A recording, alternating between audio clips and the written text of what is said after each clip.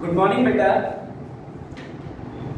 हमारा अगला टॉपिक है गाउसेस लॉ। तक हम पढ़ चुके हैं, जिसमें मैं आपको बता चुका हूं कि फ्लक्स इज इक्वल्स टू एक फॉर्मूला तो हुआ Q not by epsilon not और एक हुआ बेटा आपका E vector dot D A vector.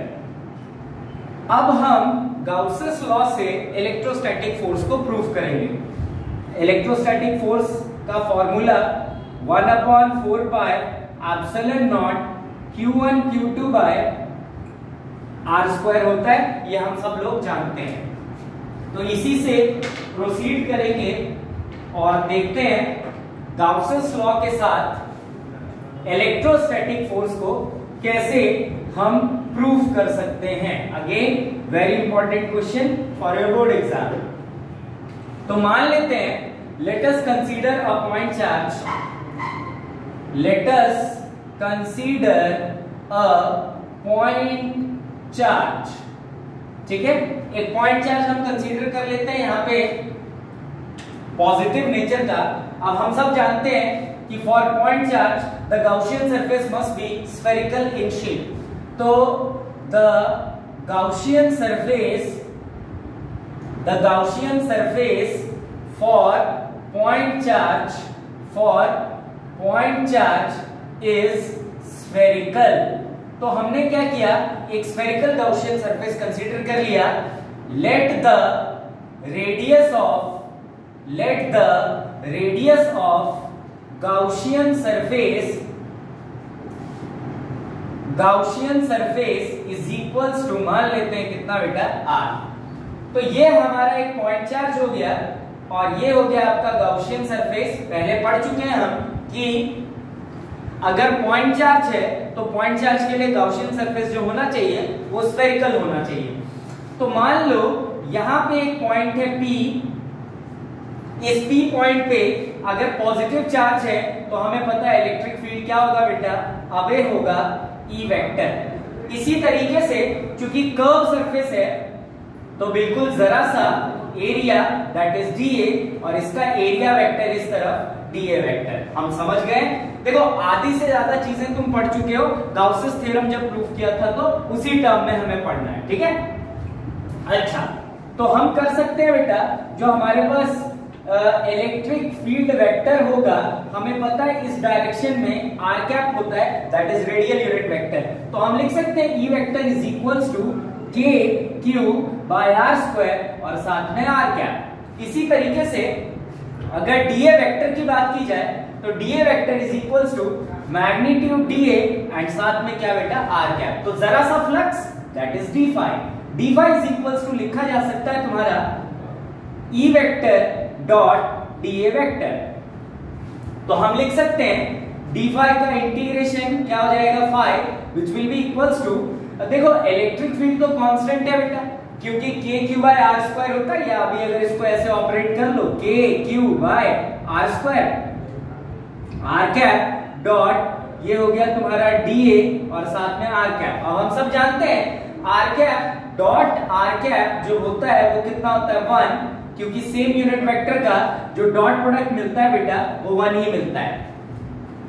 तो phi is equals to KQ by R square बाहर R cap dot R cap और इधर आ गया तुम्हारा DA। ठीक है जी, तो phi इज इक्वल्स टू मिलेगा आपको KQ by R square into DA की जगह लिख सकते हैं A। और मैं पहले बता चुका हूं कि A का मतलब है area of Gaussian surface, Q का मतलब है charge inside the Gaussian surface. ठीक है जी, अब एक चीज थोड़ी सी कंसीडर हमें करनी है। जो इलेक्ट्रोस्टैटिक फोर्स होता है बेटा वो दो चार्ज के बीच में होता है। तो एक चार्ज तो हमारे पास पहले से ही है सेंटर पे, और P पॉइंट पे मैं एक और चार्ज कंसीडर कर लेता हूं Q नॉट। अब हमारे पास दो चार्ज हो गए। ठीक है भाई, तो let us consider a point charge Q not at point कहां पे बेटा, P पे। ठीक है जी, क्लियर बात। अब समझना देखो जहां पे तुमने Q नॉट चार्ज कंसीडर किया वहां पे ऑलरेडी इस चार्ज ने इलेक्ट्रिक फील्ड बना रखा है। तो हम सब जानते हैं बेटा, अगर किसी पॉइंट चार्ज को आप किसी इलेक्ट्रिक फील्ड की प्रेजेंस में रख दे तो वो इलेक्ट्रिक फील्ड क्या एक्सपीरियंस करेगा? फोर्स एक्सपीरियंस करेगा। तो due to the electric field Q not charge experiences electric force of magnitude F is equals to QE, और Q मतलब कितना है बेटा? Q नॉट है। तो F is equals to आपका आ गया Q नॉट इंटू E। और देखो अब यहां से मैं E की वैल्यू निकाल सकता हूं इस फॉर्मूले से। अगर हम ध्यान दें तो देखो बेटा, इस जगह से हम आगे चलते हैं, तो अगर इस जगह से आगे चले इन टर्म्स ऑफ E ही चलते हैं, तो ये हम लिख सकते हैं फाई इज इक्वल्स टू क्या आ जाएगा बेटा? इलेक्ट्रिक फील्ड बाहर इंटीग्रेशन ऑफ dA, तो phi is equals to electric field की वैल्यू अगर हम डालें यहां से तो E इज इक्वल्स टू क्या आ जाएगा? F by R. इसी को अगर आगे लेके चले तो E इंटू एरिया की जगह लिख सकते हैं A, तो phi is equals to E into 4 pi और साथ में क्या बेटा? आर स्क्वायर, ये आ जाएगा। अब अगर तुम ध्यान से देखो तो हमारे पास कुछ टर्म्स आ गई, कुछ क्रक्स टर्म्स आ गई, जैसे F is equals to Q not into E आ गया, और यहां से हम E की वैल्यू निकाल सकते हैं, है ना? E is equals to 5 by 4 pi R square तुम लिख सकते हो, ठीक है जी। तो F इज इक्वल्स टू आया Q इंटू E नॉट, और यहां से हम E की वैल्यू निकाल सकते हैं।